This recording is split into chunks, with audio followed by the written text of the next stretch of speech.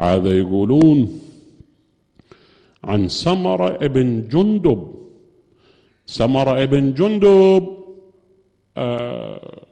أحد المسلمين، أو سمرة عند ابنه اسمه ضمرة ابن سمرة، أحد القضاة الأربعة الذين أصدروا فتوى بوجوب قتال الحسين لأنه خرج على إمام زمانه يزيد بن معاوية. هذا ابنه.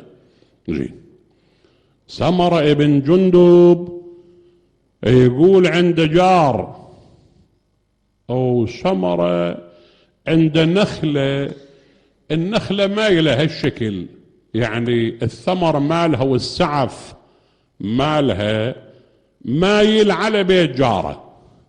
ما صارت ميلان، ابتلى هذا جار، ابتلى.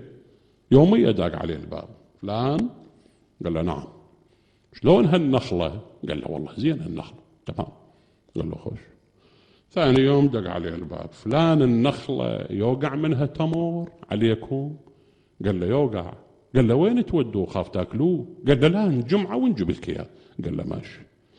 يوم الثالث، فلان جهالكم خوماء يضربون النخلة ويأذوها بالحجارة. قال له لا أبويا ما حد يضربها. اليوم الرابع، تالي مل هذا. يجي للنبي صلى الله عليه وآله قال له ما تخلصني من سمرة؟ شلع قلبي هذا موتني. قال له شبيه؟ قال له نخلة انحنت علي، تليت يومي داق علي الباب، شنو النخلة شنو النخلة؟ النبي أرسل عليه. لذلك احنا نقول المسلمين الأوائل، يعني طلائع المسلمين، يعني اللي عاشوا في صدر الإسلام، احنا ما نقيمهم لأن هو احنا عايشين وياهم حتى نقيمهم، ما عايشين وياهم، بس نحن نقيمهم كما قيمهم القرآن الكريم وكما قيمهم الرسول صلى الله عليه وآله وسلم. اجى القرآن قال فلان عاش بحياة النبي بس ترى عنده سلبيات. القرآن يقول، احنا شو نقول؟ نوقع وراء القرآن نقول نعم صحيح. القرآن يقول فلان عاش ويا النبي خوش آدمي هذا مستقيم طيب، نقول طيب. النبي يعني حسب الايفالويشن الذي يستعمله القرآن الكريم والذي يستعمله النبي صلى الله عليه وآله وسلم. ولا احنا الناس لا شيء فيهم ولا عايشين وياهم، وين عايشين وياهم؟ بس احنا نقيم ما قيم به القرآن والرسول. زين. المهم أرسل عليه النبي قال له يا سمرة انت هذا جارك اللي حق عليك اخوك هذا، انت ما تقول لي شالع قلبه ليش؟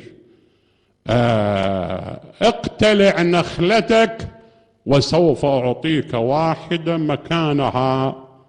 قال له لا يا رسول الله ما أقبل. قال اقتلع نخلتك وأعطيك نخلا مكانها، مو نخلة، نخل جمع. قال له لا ما أقبل يا رسول الله.